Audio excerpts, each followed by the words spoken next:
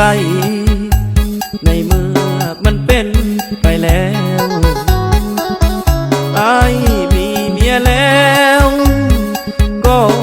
หูอยู่แก่ใจบ่อยากเลือกเมียบ่อยากเสียน้องสิเฮ็ดจังใดถ้าอ้ายเลือกได้ขอเลือกน้องทั้งสองคนถ้าอายเลือกเมียก็ต้องเสียน้องคนที่หักใจมันลำบากคิดหนักวุ่นวายสับสนแต่ว่าตอนนี้อยากเก็บไว้ในใจสองคน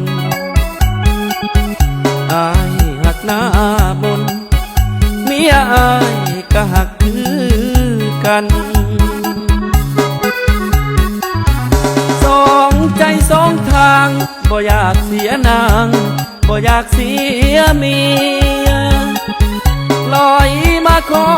เคลียร์สองคนเอาเข้าใจกันถ้าเมียอายหูคงจบแล้วความสัมพันธ์หักขาดสะบั้นฝันคงสิ้นสลายคิดไปใจเพียอยากเลือกทั้งเมียอยากเลือกทั้งน้องสองคนป้องดองเป็นเอื้อยเป็นน้องถ้าเป็นไปได้สิลอยเมียมาไปหาน้องบ่ต้องน้อยใจหากเมียเท่าใดอ้ายก็หักน้องเจ้า